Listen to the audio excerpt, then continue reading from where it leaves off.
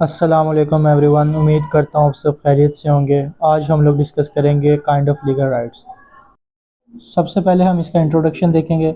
Injustice anywhere is a threat of justice everywhere.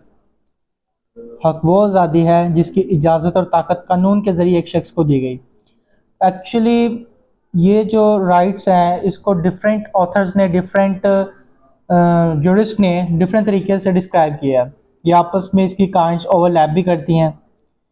यानी कि जब मैं आपको काइंड के बारे में बताऊंगा तो ये आपस में सेम होगी, क्योंकि ये एट द सेम, अगर परफेक्ट राइट की बात करेंगे तो वो at the same time primary right भी होगा और प्रिंसिपल राइट भी होगा।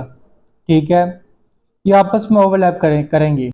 उसके बाद इसका मीनिंग है the term right means standard of permitted action. Right का जो मतलब है वो ये है कि इजाज़तशुदा अमल का म्यार एक लिमिट के अंदर रहकर किया जाता है। मीन्स ये एक इजाज़तशुदा कार्रवाई का जो म्यार है वो एक शख्स उसके कानूनी हकूक़ के तौर पर जाना जाता है। नीचे क्रॉस प्रेफरेंस है। Articles 4 of constitution 1973 deals with the individuals rights. मतलब ये कि जो आर्टिकल है वो डील करती है इनफरादी हकूक़ को, मतलब लोगों के पर्सनल राइट्स को, और जो कि आर्टिकल 8 to 28 है वो डील करती है इंसान के बुनियादी राइट्स को। ये इनकी डेफिनेशन है जो कि डिफरेंट राइटर्स ने अपने मुताबिक इनको बयान किया है। नंबर 1 पे right is the freedom allowed and power conferred by law on a person. हक वो आज़ादी है जिसकी इजाज़त और ताकत कानून के ज़रिए एक शख्स को दी गई है। नंबर 2 पे राइट इज़ क्रिएटेड और इन्फोर्स्ड बाय लॉ। जो कानून हक राइट्स है वो कानून के ज़रिए नाफिज किया गया है। A legal right is an interest or an expectation guaranteed by law। कानूनी हक एक दिलचस्पी तवक्का है जो कानून के ज़रिए ज़मानत दी गई है।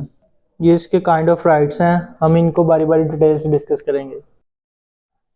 नंबर 1 पे है इसकी जो है परफेक्ट राइट काइंड है। Any right which is enforceable and recognised by law is called perfect right. ऐसे राइट्स जिसमें रेमेडी या इनफोर्सेबल प्रोसीजर आपके पास अवेलेबल होता है इसे कहते हैं परफेक्ट राइट्स।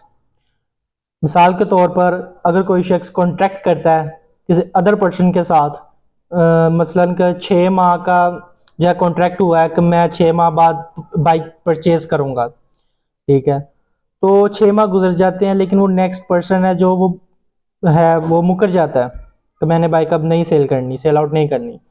तो मेरा ये राइट है, जो उस वक्त राइट होगा वो होगा परफेक्ट राइट। मैं परफेक्ट राइट क्या होगा कि मैं कोर्ट के अंदर जाऊंगा और उसके खिलाफ केस करूंगा।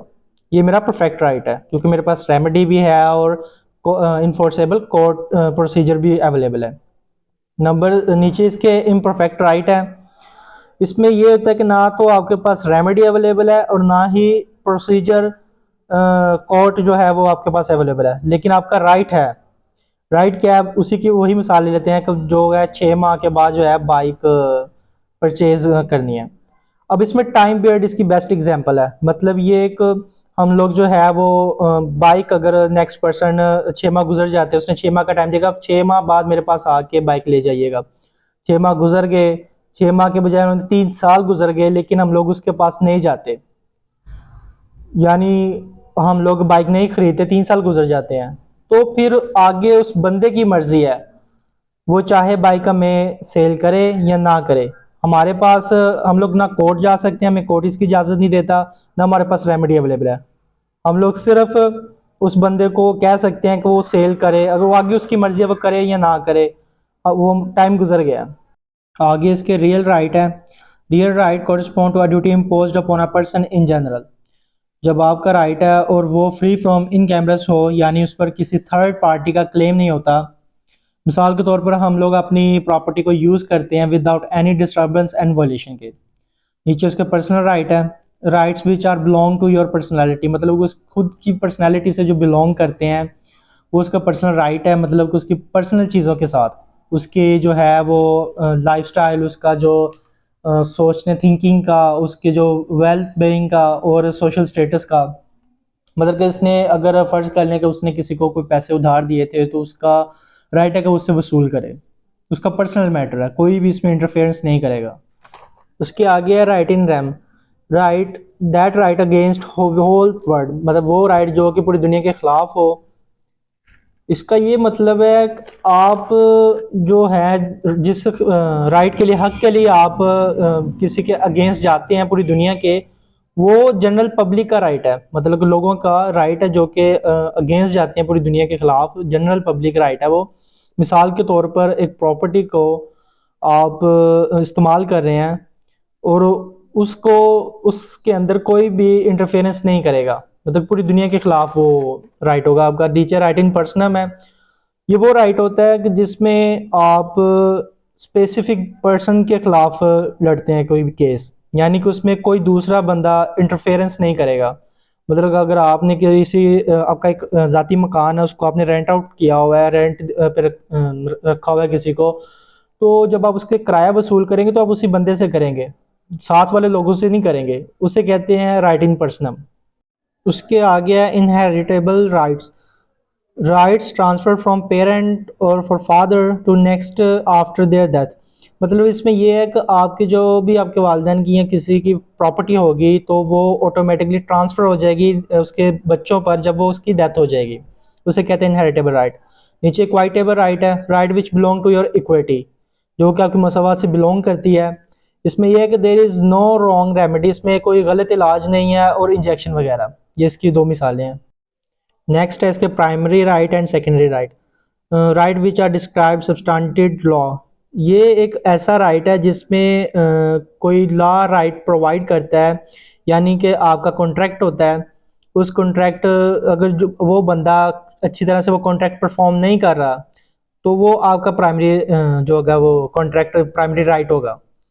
मतलब कि जैसे नीचे लिखा हुआ वेडिंग, आपकी शादी, उस पर एक कॉन्ट्रैक्ट होता है, तो बाकायदा तौर पर उस कॉन्ट्रैक्ट में लिखा हुआ हक के महर। नीचे आप अगर सेकेंडरी में देखें तो इसमें मिसाल में दिया हुआ डोवर जिसको कहते हैं, वो है आपका हक के महर। मतलब कि उस पर कॉन्ट्रैक्ट वाज़ह तौर पर लिखा होता है कि अगर ये मुझसे तलाक चाहते हैं या इसमें कोई भी मामला हुए या अपने कॉन्ट्रैक्ट के पूरा नहीं उतरा, तो मैं उसके जो है वो केस करूँगी और डाइवोर्स लूँगी।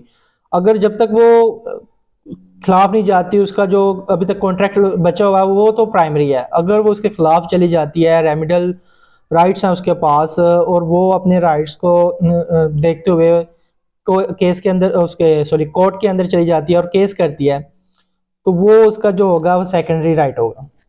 आगे इसके पब्लिक राइट्स और प्राइवेट राइट्स हैं। पब्लिक राइट वही मैंने अभी आपको डिस्कस भी किया था स्टार्टिंग में इंट्रोडक्शन के दौरान, इसमें कुछ ऐसे राइट काइंड्स हैं जो कि आपस में ओवरलैप भी करेंगी, सेम भी होंगी, ठीक है।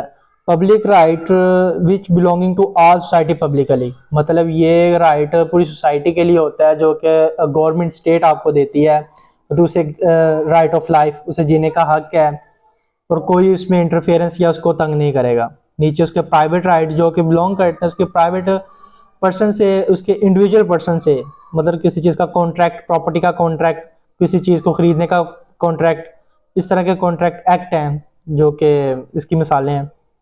उसके बाद म्यूनसिपल राइट है और international right. Municipal rights which are conferred by the law of country enjoyed by all citizen of country. इसमें यह है कि जिससे मुल्क की तमाम शहरियों को मुल्क के कानून से नवाजा जाता है, मतलब उनको उनके राइट्स दिए जाते हैं उस पूरे सिटीजन्स को जो कि कंट्री के हैं। जैसे कि बेस्ट रोड को, अच्छे रोड की मरम्मत कर दी, को पुराने रोड को मरम्मत कर दिया, अच्छा बना दिया, बेस्ट एजुकेशन देना, जो है उनके हकूक देना, वो सारे जो हैं वो म्यूनसिपल राइट्स के अंदर जो कंट्री के अंदर चलता है सिटीजन में, ठीक है। नीचे international law which are conferred by international law, मतलब कि ये जो इंटरनेशनल कानून के ज़रिए दिया जाए राइट्स, उसे इंटरनेशनल लॉ कहा जाता है। जैसे कि उनको किसी को हज का मौका दे दिया, हज करवा दिया किसी को, हज करना, ये इंटरनेशनल लेवल पे है। सी पैक वगैरह के कॉन्ट्रैक्ट, ये सब जो है वो इंटरनेशनल लेवल पे है। इनके इंटरनेशनल राइट्स हैं जो कि लोगों को मिलने चाहिए।